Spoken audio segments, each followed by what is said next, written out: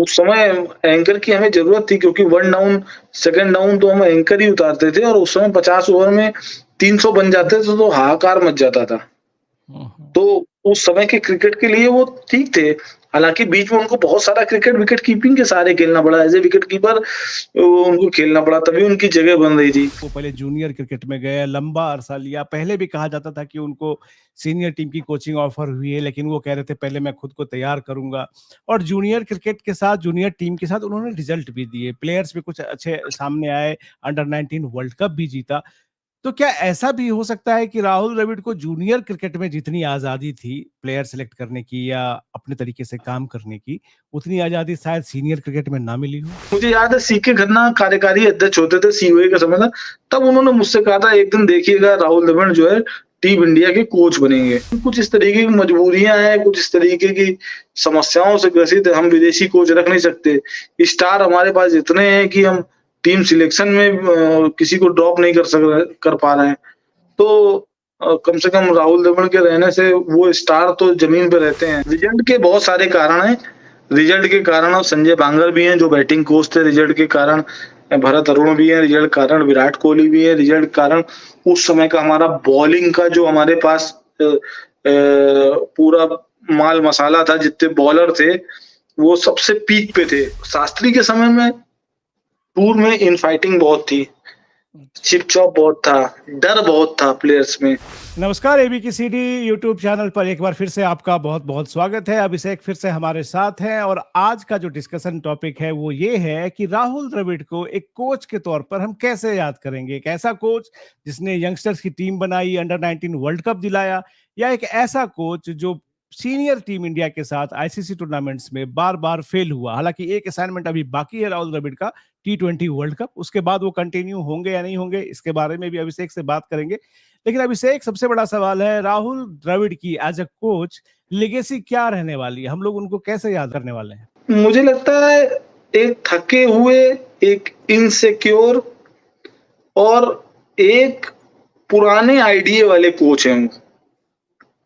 जब तक सामने वाली टीम पुराने आइडिया से चलती है तब तक वो उसको मात दे सकते हैं। जब वो घर पर खेलते हैं तब वो सामने वाली टीम को मात दे सकते हैं। लेकिन विदेशी पिचों पर और खास तौर से ऑस्ट्रेलिया जैसी टीमों के पास जो जो इनोवेटिव आइडिया के साथ आती हैं, जिनके पास खेलने के नए-नए तरीके हैं, वहाँ पर वो फेल हो जाते हैं।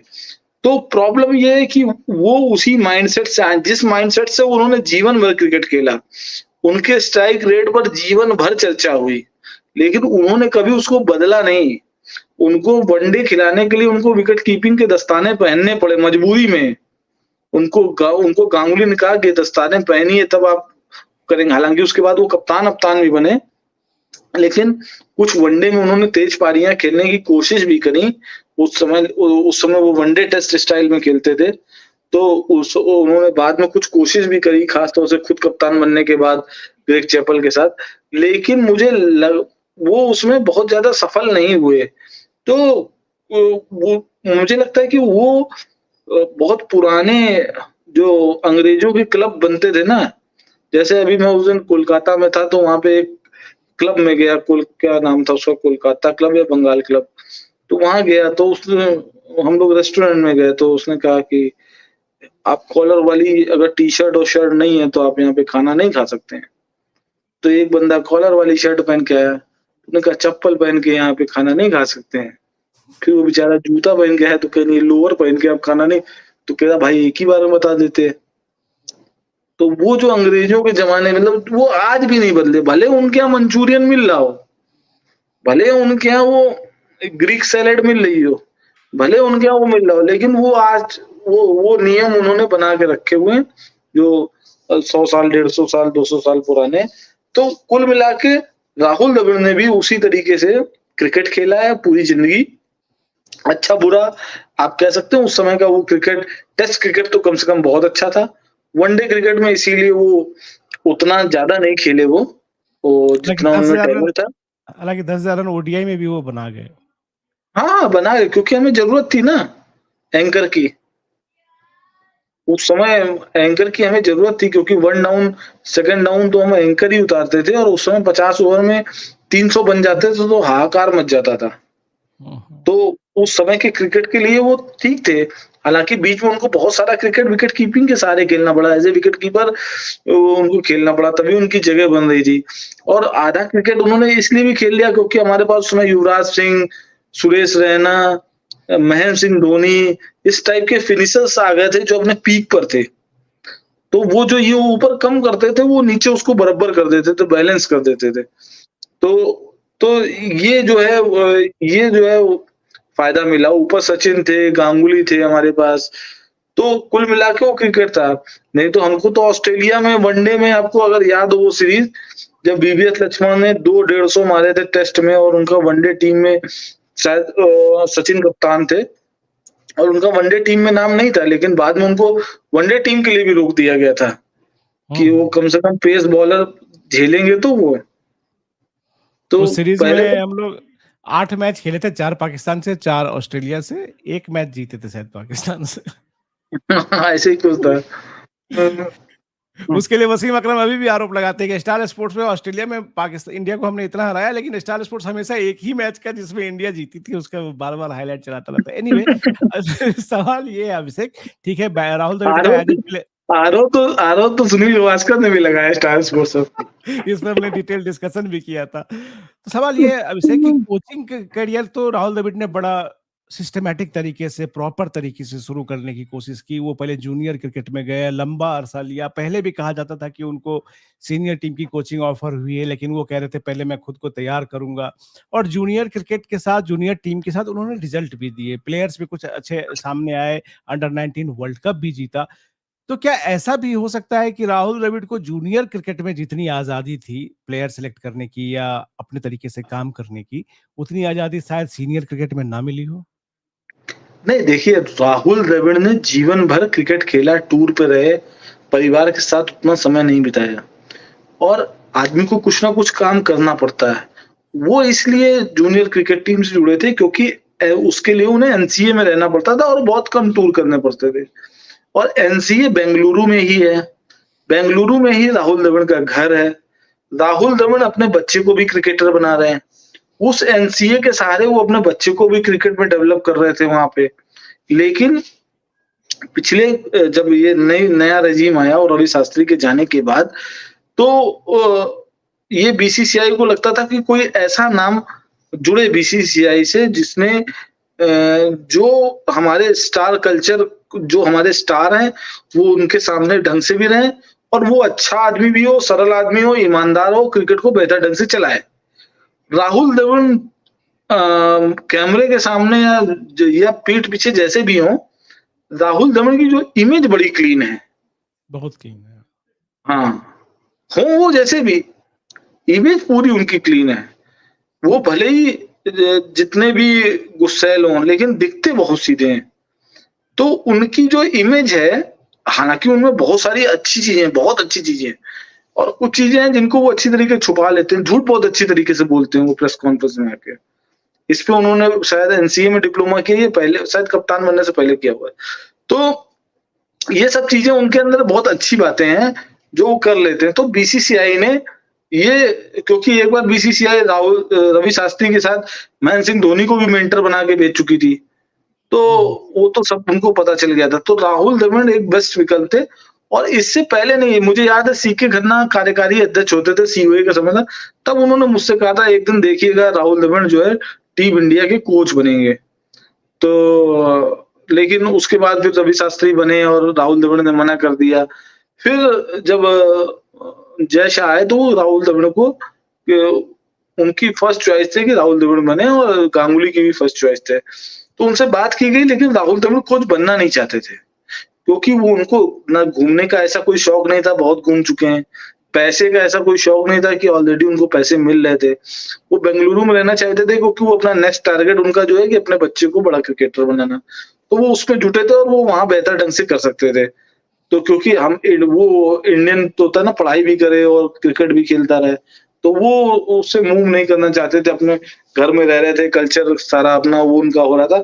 लेकिन बीसीसीआई ने अड़ गया कि नहीं, आपको हम इतने पैसे दे रहे हैं एनसीए में, हम उतने पैसे हम वहाँ नहीं दे सकते और ये है, वो है और आपको, तो कुछ इस तरीके का दबाव बनाया गया उनके ऊपर कि उनको जो है कोच बनना पड़ा। मुझे नहीं लगता कि वो बहुत ज्यादा खुश थे कोच बन के। ना लक्ष्मण एनसीए जाके बहुत ज्यादा खुश थे उसमें, भले आजकल कैमरे में आके जो भी कहें। लक्ष्मण भी अपनी बढ़िया नो कमेंट्री चल रही थी उनकी, वो देश विदेश घूम रहे थे और ये उनका वो था। ये अपने बच्चे को तैयार कर रहे थे एनसीए में, अपना 5-7 करोड़ रुपया भी मिल रहा था और अपने बच्चों को भी तैयार कर रहे थे। घर का घर में थे और पावर की पावर थी और अंडर 19 टीम जीतती थी तो उनका पीआर भी हो जाता था जो। लेकिन वो कुल मिला के ये हुआ कि जो दो लोग दो काम नहीं करना चाहते थे वो दो काम उनको दे दिए गए। एक, राहुल द्रविड़ को उनके जूनियर क्रिकेट के करियर, कोच के करियर को देखते हुए उनको सीनियर क्रिकेट का कोच बना दिया गया। एक, लक्ष्मण को उनकी जगह दे दिया गया, जो कमेंट्री कर रहे थे वो खुले घूम रहे थे उनको वहां पे दे दिया गया। अब जो है 2 साल बीते तो भारतीय टीम ने कहा कि इनका परफॉर्मेंस, जो वनडे वर्ल्ड कप नहीं जीत पाए, WTC फाइनल हम नहीं जीत पाए, तो इनको कहा गया कि भाई लक्ष्मण को ढूंढा गया। लेकिन लक्ष्मण ने कहा अब अभी आपने 2 साल हमें एनसीए भेजा, हमको फिर वहां कोच हमें नहीं बनना, तो मजबूरी में इनका 6 महीने का एक्सटेंशन बढ़ाया गया। ये भी नहीं करना चाहते हैं, ऐसा नहीं कि राहुल द्रविड़ को जो है बहुत ज्यादा वो रिजिड है कि उनको कोच बनना है या वो करना है। लेकिन कुछ इस तरीके की मजबूरियां हैं, कुछ इस तरीके की समस्याओं से ग्रसित है, हम विदेशी कोच रख नहीं सकते। स्टार हमारे पास इतने हैं कि हम टीम सिलेक्शन में किसी को ड्रॉप नहीं कर पा रहे हैं। तो कम से कम राहुल द्रविड़ के रहने से वो स्टार तो जमीन पे रहते हैं। अब कोई दूसरा विदेशी आएगा तो उसको तो ये लोग हल्ला काट देंगे। तो अभिषेक, आप एज ए रिपोर्टर बहुत सालों से टीम इंडिया को आपने कवर किया है। 3 कोच से मैं पूछूंगा। एक डंकन फ्लेचर, अभी रिसेंट हालिया में चलते हैं, डंकन फ्लेचर, रवि शास्त्री, राहुल द्रविड़। इनकी फंक्शनिंग में क्या आप अंतर देखते हैं? रवि शास्त्री के बारे में बहुत तरह की अफवाहें हो रही हैं, हो सकता है सच भी हो, उससे मतलब लेकिन जब वो रवि शास्त्री कोई प्लान उनके पास प्लान हमेशा होता था, आइडिया हमेशा होता था, भले वो ज्यादा मेहनत करते हुए नजर नहीं आते थे। और राहुल द्रविड़ के पास मेहनत बहुत देखते हैं हम लोग, लेकिन उनके पास आइडियाज की, जैसा का इनोवेटिव आइडियाज की थोड़ी कमी होती है। रवि शास्त्री के पास हमेशा कुछ ना कुछ एक्स्ट्रा आइडिया दिखता था बाहर बैठ के। ये मेरा ऑब्जर्वेशन है, आपका ऑब्जर्वेशन कैसा है? एक विदेशी कोच रख लेते हैं डंकन फ्लेचर और 2 देसी कोच जो बेस्ट बैक टू बैक बने हैं, शास्त्री और द्रविड़। कैसे देखते हैं इन तीनों को? इन 3 में अगर मैं रिजल्ट की बात नहीं कर रहा हूँ, हाँ, रिजल्ट के बहुत सारे कारण हैं। रिजल्ट के कारण और संजय बांगर भी हैं जो बैटिंग कोच थे, रिजल्ट के कारण भरत अरुण भी है, रिजल्ट कारण विराट कोहली भी है, रिजल्ट कारण उस समय का हमारा बॉलिंग का जो हमारे पास पूरा माल मसाला था, जितने बॉलर थे वो सबसे पीक पे थे। जिस समय रवि शास्त्री कोच थे और विराट कोहली कप्तान थे। लेकिन अगर इन तीनों में मुझे नंबरिंग करनी हो, जितना मैं जानता हूं, तो मैं नंबर 1 पे राहुल द्रविड़ को रखूंगा, नंबर 2 पे रवि शास्त्री को रखूंगा और नंबर 3 पे डंकन फ्लेचर को रखूंगा। डंकन फ्लेचर का ऐसा कुछ खास था नहीं, जो भी था उस समय महेंद्र सिंह धोनी और उनका चल रहा था और श्रीनिवासन का था। डंकन फ्लेचर तो पपेट से ज्यादा कुछ नहीं थे। राहुल द्रविड़ का, कम से कम राहुल द्रविड़ के रहने से टीम का माहौल बहुत अच्छा रहता है।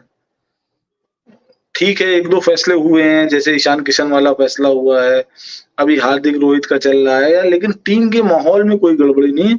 उसमें रोहित और अभी तक की बात कर रहा हूँ, अब अभी वनडे वर्ल्ड कप में क्या होगा ये पता नहीं, उसको कैसे मैनेज करते हैं। तो रोहित और राहुल ने अभी तक माहौल को ठीक रखा है। ईशान वाला मैटर हुआ है और ये हुआ है, उसके बाद अभी कोई बड़ा टूर हुआ नहीं है साउथ अफ्रीका के बाद। शास्त्री के समय में टूर में इनफाइटिंग बहुत थी, चिप चॉप बहुत था, डर बहुत था प्लेयर्स में कि अगर परफॉर्मेंस नहीं किया तो बाहर किया जाएगा। टीम मीटिंग में गालियां बहुत पड़ती थी, बल्लेबाज मीटिंग में गालियां बहुत दी जाती थी, गालियां मतलब भड़काया जाता था गेंदबाजी में। तो वो डरे हुए सहमे हुए लोग रहते थे, वो अभी नहीं है, अभी माहौल ठीक है। तो ये बेसिक डिफरेंस उनमें। आइडियाज की बात है, वो पता नहीं शास्त्री का आइडिया होता था कि किसका होता था, कि रघु का होता था, कि फलाने का होता था, वो तो मतलब वो तो वही है कि पूरे भारत में इस समय जितने भी आइडिया हैं वो प्रधानमंत्री के हैं। ये बात तो सही है। और अभिषेक, आपने ये भी कहा कि विदेशी कोच नहीं रख सकते, क्या इसलिए सिर्फ कि हमें अपने स्टार्स को, पुराने स्टार्स को खपाना है, इसलिए नहीं रख सकते, या हमें सीरियसली लगता है कि हमारे जो कोच बन रहे हैं इतने जेन्युइन हैं जो हमें बहुत कामयाबी दिला सकते हैं? आईसीसी टूर्नामेंट तो आए नहीं 10 साल से, और जब से हम लोग ये देसी कोच के मॉडल में गए हैं तब से कुछ नहीं हमने जीता है। तो ये भी तो एक क्वेश्चन है, हम विदेशी कोच क्यों नहीं रख सकते? ये बीसीसीआई की सोच है अभी फिलहाल, क्योंकि उनको ये था कि हमें रवि शास्त्री के बाद हमें राहुल द्रविड़ को अपनाना है, तो राहुल द्रविड़ को आपने अपना लिया। अब शायद वो जाएंगे कि हमें क्या नाम है, वीवीआर लक्ष्मण को अपनाना है। तो अभी वो जब तक अपनाएंगे, अपनाते रहेंगे, क्योंकि अभी जो बीसीसीआई में पिछले 4-5 साल से रजीम है, वो नया रजीम है पूरा। पुराने शुक्ला जी को छोड़ दो, तो बाकी सब नया रजीम है। तो पुराने वाले रजीम को वो तो मानते ही नहीं कि वो कोई रजीम था। तो अभी वाले रजीम ने जो है उसको अपनाया है। अभी शायद ये लोग अगर राहुल आगे नहीं कंटिन्यू करते हैं, तो इनको अपनाया जाए वीवीएस लक्ष्मण को, क्योंकि वो भी टॉप लिस्ट में हैं, उनसे भी बात हुई थी। वो भी नहीं होते तो फिर ये देखो किस पे जाते हैं, क्योंकि इनके पास तो फिर दुनिया में ऑप्शन ही खत्म हो जाते हैं। इनको इन लोगों को ऐसा लगता है। मतलब ज्यादा मान के चला जाए कि कोई अपना ही बंदा यानी इंडियन ही कोई इंडिया कोच होगा और लक्ष्मण इनके नजर में पहली पसंद हो सकते हैं आगे। पहली पसंद है। हुँ।